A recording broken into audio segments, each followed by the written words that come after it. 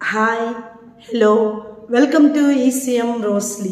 క్రీస్తునందు ప్రియమైనటువంటి మీ అందరికీ మన ప్రభువును ప్రియ రక్షకుడు అయినటువంటి యేసుక్రీస్తు వారి యొక్క నామములో వందనములు తెలియచేస్తూ ఉన్నాం. బాగున్నారు కదండి? నేను మీ సిస్టర్ రోస్లీని. ఈ సండే ఒక మంచి లెసన్తో నేను మీ ముందుకు వచ్చాను. ఇంకెందుకు ఆలస్యం, లెసన్లోకి వెళ్ళిపోదామా?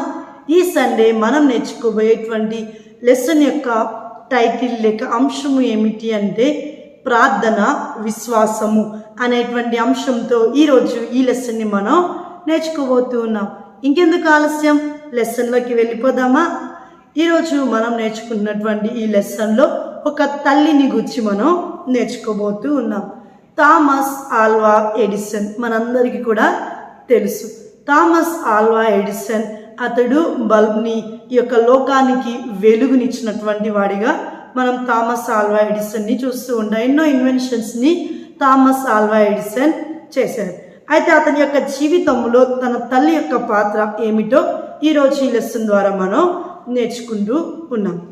థామస్ ఆల్వా ఎడిసన్ చిన్న వయస్సులో ఉన్నటువంటి సమయంలో అతడు స్కూల్కి వెళ్తూ ఉన్నటువంటి ఆ యొక్క ఏజ్లో ఏం జరుగుతుంది అంటే ఆ యొక్క టీచర్స్ థామస్ ఆల్వా ఎడిసన్ తను వెన్ కంపేర్ టు అక్కడ ఉన్నటువంటి స్టూడెంట్స్ అందరితో కంపేర్ చేస్తే ఇతని యొక్క ప్రవర్తన చాలా భిన్నంగా ఉంటుంది, చాలా వ్యత్యాసం అనేది ఉంటుంది. అందరూ స్టూడెంట్స్ ఒకలా ఉండేవారు, థామస్ ఆల్వా ఎడిసన్ మాత్రం మరొకలాగా ఉండేవారు. అంటే అందరు కూడా ఒకే విధమైన థింకింగ్ ఉంటాం, మ్యామ్ చెప్పింది నేర్చుకోవటం అలా ఉండేవారు.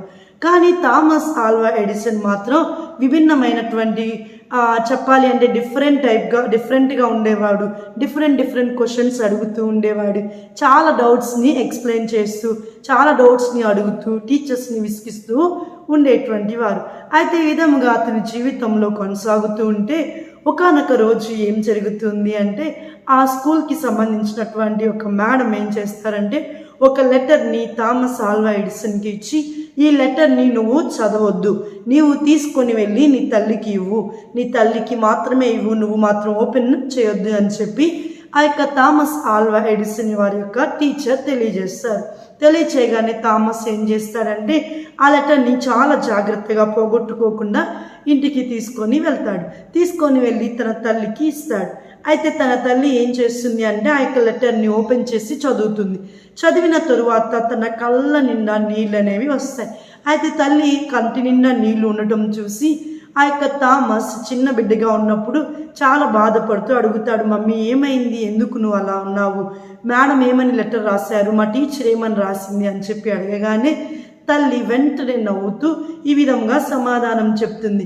మీ యొక్క టీచర్స్ ఏమని రాశారు అంటే నీవు అందరు స్టూడెంట్స్ లాగా కాదు, థామస్ ఆల్వా ఎడిసన్ ప్రత్యేకమైనటువంటి వ్యక్తి, అతడికి చెప్పే అంత జ్ఞానం కలిగినటువంటి టీచర్స్ మా దగ్గర లేరు, కాబట్టి మీ ఇంటి దగ్గరే ఉండి చదివించండి, అంత టాలెంట్ కలిగిన టీచర్స్ ఎవరు లేరు అని చెప్పి రాశారు అని చెప్పి తల్లి ఒక విషయాన్ని తెలియచేస్తే థామస్ ఆల్వా ఎడిసన్కి అప్పటి నుంచి కూడా నీవు స్కూల్కి అవసరం లేదు, నీవు ఇంటిలోనే ఉండి చదువుకో, నేనే నీ టీచర్ని అని చెప్పి థామస్ ఆల్వా ఎడిసన్ వారి యొక్క తల్లి కూడా ఒక ఉపాధ్యాయురాలు.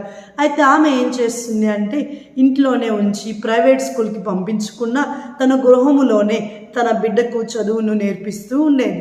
ఇలాగా కొన్ని రోజులు గడిచిపోయాయి. థామస్ వృద్ధిలోనికి వచ్చాడు, చాలా ఇన్వెన్షన్స్ చేశాడు, సక్సెస్ఫుల్ పర్సన్ అయ్యాడు. తన తల్లి కూడా చనిపోయింది. చనిపోయినటువంటి తరువాత ఒకానొక రోజు థామస్ ఆల్వా ఎడిసన్ తన యొక్క గృహములో ఉన్నప్పుడు ఆ యొక్క అంతా కూడా సర్దేటువంటి సమయంలో తన చిన్నతనంలో టీచర్ ఇచ్చినటువంటి ఒక లెటర్ తన తల్లి ఉన్నటువంటి ఆ యొక్క రూమ్లో చిన్న లెటర్ అనేది దొరుకుతుంది. ఎప్పుడు తల్లి ఎక్స్పైర్ అయిపోయిన తరువాత, తన తల్లి చనిపోయిన తరువాత ఆ యొక్క లెటర్ దొరుకుతుంది. అయితే ఆ లెటర్ని ఓపెన్ చేసి చూడగానే థామస్ ఆల్వా ఎడిసన్ చాలా బాధపడ్డాడు. అదేవిధంగా ఆ యొక్క లెటర్ చూడగానే అందులో ఏమని రాసి ఉంది అంటే మీ యొక్క కుమారుడు మతి స్థిమిత లేనివాడు, అతను చెప్పాలి అంటే మెంటల్లీ రిటార్డెడ్ పర్సన్, అతనికి చదువు చెప్పడం మా వల్ల కాదు, మీరే మీ దగ్గర ఉంచుకొని చదివించండి, స్కూల్కి మాత్రం పంపించొద్దు అని చెప్పి చాలా తక్కువగా చేస్తూ అతని యొక్క మెంటాలిటీ కరెక్ట్గా లేదు అని చెప్పి అతన్ని చాలా బాధపరుస్తూ ఈజ్ అన్ఫిట్ ఫర్ ఎవ్రీథింగ్ అన్నట్లుగా ఆ యొక్క లెటర్లో ఇచ్చారు. కానీ అతని తల్లి ఏం చేసింది, ఆ విషయాన్ని తన కుమారునికి మార్చి చెప్పింది. ఆ విషయాన్ని తెలుసుకున్నటువంటి థామస్ ఆల్వా ఎడిసన్ చాలా బాధపడ్డాడు. అదేవిధంగా తన తల్లి చేసిన పనిని తలుచుకొని చాలా ఆశ్చర్యపోయాడు. ఎందుకు ఈరోజు ఈ లెసన్ని మనం నేర్చుకుంటూ ఉన్నామంటే, థామస్ ఆల్వా ఎడిసన్ తన ఇన్వెన్షన్స్ అన్నింటిలో కూడా చివరిగా తన తల్లి గురించి ఏమని తెలియజేస్తాడు అంటే, నా తల్లి మతి స్థిమితం లేని ఒక వ్యక్తిని సక్సెస్ఫుల్ పర్సన్, ఒక సైంటిస్ట్గా తీర్చిదిద్దింది నా తల్లి అని చెప్పి థామస్ ఆల్వా ఎడిసన్ రాశారు. ఎందుకు ఆ విధంగా అతడు చెప్పాడు, ఎందుకు ఆ స్టేట్మెంట్ ఇచ్చాడని మనం చూసినట్లయితే, థామస్ ఆల్వా ఎడిసన్ యొక్క తల్లి గారు మంచి ప్రేయర్ఫుల్ పర్సన్గా ఆమె జీవించారు. పవర్ఫుల్ అండ్ ప్రేయర్ఫుల్ పర్సన్గా ఆమె ఈ లోకంలో జీవించారు. చాలా విశ్వాసము కలిగినటువంటి తల్లి, ప్రార్థనాపూర్వకమైనటువంటి తల్లి, దేవుని యందు విశ్వాసం ఉంచి భక్తి శ్రద్ధలు కలిగినటువంటి తల్లిగా థామస్ ఆల్వా ఎడిసన్ తల్లి గారు ఉన్నారు. అలా ఉండటాన్ని బట్టి తన బిడ్డను ఒక retarded person, mentally retarded person, mind కరెక్ట్గా లేని పర్సన్ అని చెప్పి అనేక మంది చెప్పినా ఆ తల్లి విశ్వాసం ఉంచి తన బిడ్డ గురించి ప్రార్థన చేసింది. ఆమె దేవుని వాక్యాన్ని ఎరిగినటువంటిది. దేవుని వాక్యంలో కూడా మనం చూస్తూ ఉంటాం, ఏమని ఉంటుంది అంటే, దేవుడు జ్ఞానము కలిగిన వారిని సిగ్గుపరచడానికి జ్ఞానము లేని వారిని, వెర్రి వారిని, బలహీనులని ఆయన ఎన్నుకుంటారు. ఉన్నత స్థలాల్లో ఏమీ లేని వారిని, జ్ఞానము లేని వెర్రి వారిని ఉన్నత స్థలాల్లో దేవుడు నిలబెట్టేవాడిగా కనిపిస్తూ ఉన్నాడు. దేవుని లేఖనంలో కూడా మనం చూస్తూ ఉంటాం, బేదలను, దీనులను పెంట కుప్పల మీద నుంచి ఆయన లేవనెత్తి ఆయన ఉన్నతమైన స్థానములో ప్రధానులతో సమానముగా ఆయన కూర్చోబెట్టేటువంటి వాడిగా మనం చూస్తూ ఉన్నాం. థామస్ ఆల్వా ఎడిసన్ యొక్క జీవితంలో కూడా అదే జరిగింది. అతని తల్లి చేసిన ప్రార్థన, అతని తల్లి కలిగి ఉన్నటువంటి భక్తి శ్రద్ధలు, దేవుని యందలి విశ్వాసము, ప్రార్థన తన బిడ్డను ఉన్నత స్థితిలోనికి నిలబెట్టుగా మనం ఈ యొక్క లెసన్ ద్వారా చూస్తూ ఉన్నాం. కాబట్టి ప్రియమైనటువంటి వాళ్ళారా, ప్రార్థన చాలా ప్రాముఖ్యమైనటువంటిది. ప్రార్థన పరిస్థితులను మారుస్తుంది. మనము ప్రార్థించినట్లయితే దేవుడు ప్రతి కార్యాన్ని కూడా ఆయన చేస్తాడు. దేవుని లేఖనంలో కూడా మనం చూస్తూ ఉంటాం, ఇర్మియా గ్రంథములో ఎవరికైనా జ్ఞానము కొదువుగా ఉన్నట్లయితే వారు ఏం చేయాలి, దేవుణ్ణి అడగాలి, దేవునికి మొరపెట్టాలి. దేవుడు గూఢమైన సంగతులను తెలియజేస్తాడని మనం చూస్తూ ఉన్నాం. దేవుని లేఖనాల్లో కూడా అనేక చోట్ల మనం చూస్తూ ఉంటాం, అడుగుడి మీకు ఇవ్వబడును, వెదుకుడి మీకు దొరుకును, తట్టుడి మీకు తీయబడును. మనం అడిగే కొద్దీ, మనం ఎన్నిసార్లు అడిగినా ఆయన మనల్ని త్రోసివేయడు, ఎన్ని విషయాలు అడిగినా ఆయన ఇచ్చేటువంటి వాడిగా ఉన్నాడు. థామస్ ఆల్వా ఎడిసన్, అతని పేరు తెలియనటువంటి వారి ప్రపంచంలో ఎవ్వరు కూడా లేరు. మనము నైట్ టైంలో బల్బులు వేసుకొని స్విచ్ చేయగానే బల్బ్ ఆన్ అవ్వటం, ఈ విధంగా లైట్ అనేది ప్రపంచానికి వెలుగునిచ్చినటువంటి వాడిగా థామస్ ఆల్వా ఎడిసన్ కనపడతాడు. అతని వెనుక ఉన్నది ఎవరు అంటే, అతని తల్లి చేసిన ప్రార్థన, అతని తల్లి కలిగి ఉన్నటువంటి విశ్వాసము తన బిడ్డను గొప్ప స్థానంలో నిలవబెట్టినట్టుగా మనం చూస్తున్నాం. కాబట్టి ప్రియమైనటువంటి వాళ్ళారా, మీరు తల్లిగా ఉన్నా, లేకపోతే కుమార్తెగా ఉన్నా, కుమారుడిగా ఉన్నా, ఏ స్థానంలో మీరు ఉన్నా కానీ మీరేం చేయాలి అంటే ప్రార్థన చేయాలి. దేవుణ్ణి మొహమాటము లేకుండా దీనులుగా మనల్ని తగ్గించుకుంటూ ఆయన సన్నిధిలో మనం అడిగినట్లయితే ఆయన సమస్తాన్ని కూడా ఇవ్వటానికి సిద్ధముగా ఉన్నారు. నీ పరిస్థితి ఏదైనా ఆయన పరిస్థితిని మార్చగలడు. మతి స్థిమితం కలిగిన వాడని లోకం ముద్ర వేసిన వ్యక్తిని ఒక గొప్ప శాస్త్రవేత్తగా దేవుడు మార్చినట్లుగా మనం చూస్తున్నాం. మన జీవితంలో కూడా అటువంటి అద్భుత కార్యాలు జరగాలి అంటే ప్రార్థనే ప్రాముఖ్యంగా మనం చూస్తూ ఉన్నాం.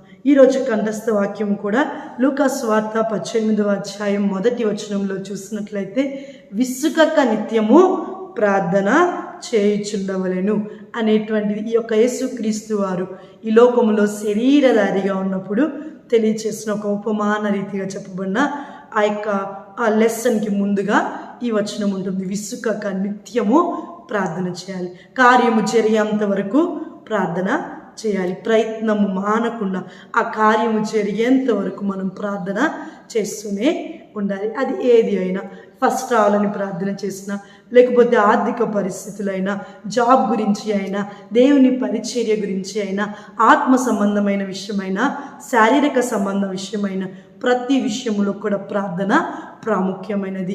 మరి ప్రాముఖ్యముగా మనము మొదట ఆయన రాజ్యమును, నీతిని మనం ఎదిగినట్లయితే మనకు కావాల్సిన వాటన్నిటిని దేవుడు మనకు అనుగ్రహిస్తారు. మన ప్రభు అయిన యేసుక్రీస్తు వారు ఈ లోకంలో శరీరధారిగా ఉన్నప్పుడు ఆయన కూడా ప్రార్థన చేశాడు, ఆయన కూడా మొరపెట్టాడు. తన తండ్రికి మొరపెట్టినట్లుగా మనం చూస్తూ ఉన్నాం. దేవుడు తన ప్రియ ద్వితీయ కుమారుడైన యేసుక్రీస్తు వారిని నీ కొరకు, నా కొరకు ఈ లోకానికి పంపించారు. నీవు నేను భరించవలసిన శిక్ష అంతా కూడా యేసుక్రీస్తు వారు భరించారు. నా దోష శిక్ష అంతా కూడా ఆయన మీద మోపబడింది. మునుపు దూరస్తులం, మునుపు అజ్ఞానులం, ఇప్పుడైతే దేవుడు మనల్ని జ్ఞానవంతులుగా ఆయన కుమారుని మరణము ద్వారా చేసినట్లుగా మనం చూస్తున్నాం. యేసుక్రీస్తు వారు చనిపోయారు, మృత్యుంజయుడిగా ఆయన లేపబడ్డారు. ఈ లోకంలో ఏ మానవుడన్నా మృత్యుంజయుడిగా లేపబడిన వ్యక్తి ఉన్నాడు అంటే ఆయన యేసుక్రీస్తు వారు ఒక్కరు మాత్రమే. ఏ మానవుడు కూడా మరణాన్ని జయించలేకపోయారు. క్రీస్తు వారు మరణాన్ని జయించి లోకానికి ఒక సవాలు విసిరారు. పాపము లేనివాడు పరిశుద్ధుడు యేసుక్రీస్తు వారు ఉన్నారు కాబట్టి ఆయన మరణాన్ని జయించగలిగాడు. ప్రార్థన చాలా ప్రాముఖ్యమైనది అని యేసుక్రీస్తు వారు శరీరధారిగా ఉన్నప్పుడు చాటి చెప్పారు. ఆయన చనిపోయి మృత్యుంజయుడిగా లేపబడి తండ్రి దగ్గర కుడి పార్శ్వమును కూడా ఆయన ఇప్పుడు కూడా విజ్ఞాపన చేస్తున్నారు. అంటే ఇప్పుడు కూడా ఆయన మన గురించి ప్రార్థన చేస్తున్నారు. కాబట్టి థామస్ ఆల్వా ఎడిసన్ తల్లి థామస్ గురించి ఎలా ప్రార్థన చేసిందో యేసుక్రీస్తు వారు కూడా నీ గురించి, నా గురించి, మన దుష్టత్వాన్ని విడిచిపెట్టాలని, మనలో మార్పు కలగాలి అని తండ్రి దగ్గర ప్రార్థన చేస్తూ ఉన్నారు. ఒక ఉత్తరవాదిగా యేసుక్రీస్తు వారు కనిపిస్తూ ఉన్నారు. కాబట్టి ఇక్కడి నుంచి అయినా మనం దేవునితో సహవాసము కలిగి నిరంతరము నిత్యము ప్రార్థన అనుభవంలోనికి మనం వచ్చినట్లయితే మనం పాపాన్ని జయించగలం, ఆత్మీయంగా ముందుకి కొనసాగలుగుతాం. మనము పరలోక సంబంధమైనటువంటి రాజ్యానికి వారసులం మాత్రమే కాదు, ఇహపర సంబంధమైన ప్రతి ఆశీర్వాదానికి దేవుడు మనల్ని పాత్రులుగా చేస్తారు. ఆయన పరలోక రాజ్యాన్ని ఇస్తాడు, పరసంబంధమైన ఆశీర్వాదాలు ఇస్తారు. ఇహలోకములో కూడా నిన్ను అందరికంటే హెచ్చైన స్థానంలో దేవుడు నిన్ను ఉంచబోతూ ఉన్నాడు. కారణం ఏమిటి అంటే ప్రార్థన. కాబట్టి ఇక నుంచి అయినా నిత్యము ప్రార్థన అనుభవంలోనికి మనము రావాలి అని ఈ లెసన్ ద్వారా మనం నేర్చుకుంటున్నాం. ప్రార్థన చేసుకుందాం. మహోన్నతులైన మా తండ్రి, సర్వోన్నతులైన మా దేవ, మీకే వెలలేని స్తుతులు స్తోత్రాలు చెల్లిస్తున్నాం. ఈ దినం తండ్రి విశ్వాసము ప్రార్థన అనేటువంటి అంశంతో మేము ఈ లెసన్ నేర్చుకోవటానికి మీరు చూపిన కృపను బట్టి మీకు స్తోత్రాలు దేవా. ఎవరైతే ఈసీఎం రోస్లీ ద్వారా ఈ లెసన్స్ వీక్షిస్తూ ఉన్నారు వారికి తండ్రి స్థిరమైన విశ్వాసము, నిత్యము ప్రార్థన చేసే అనుభవాన్ని దయచేయండి. మీ కృపలో ఆదరించండి దేవా. మా పరిచర్యను దినదినము అభివృద్ధి పరచండి, ఆశీర్వాదకరంగా మీరు మార్చండి తండ్రి దేవా. ప్రార్థనలో విసుకక దేవా, విశ్వాసములో సడలక నిత్యము ప్రార్థిస్తూ మీ నామాన్ని మహిమపరుస్తూ ఘనపరుస్తూ మీకు ఇష్టముగా ఈ లోకములో జీవిస్తూ ఈ అపర సంబంధమైన ప్రతి ఆశీర్వాదానికి మమ్మల్ని పాత్రులుగా చేయమని మీ కృపతో నింపమని దేవా. ఎవరైతే ఈ లెసన్స్ వీక్షిస్తూ ఉన్నారో ప్రతి ఒక్కరికి ఆశీర్వాదకరంగా, దీవెనకరంగా ఈ లెసన్ని మీరు మార్చి మీ కృపలో దీవించమని త్వరలో రానైన యేసు క్రీస్తు వారి యొక్క నామములో ప్రార్థించి అడిగి వేడుకుంటున్నాము తండ్రి, ఆమేన్. ఇప్పటి వరకు శ్రద్ధగా ఈ లెసన్ ఆలకించినటువంటి, వీక్షించినటువంటి మీ అందరికీ మన ప్రభు అయిన యేసు క్రీస్తు వారి యొక్క నామంలో వందనములు తెలియచేస్తూ ఉన్నాం. May God bless you all. దేవుడు మిమ్మును దీవించునుగాక.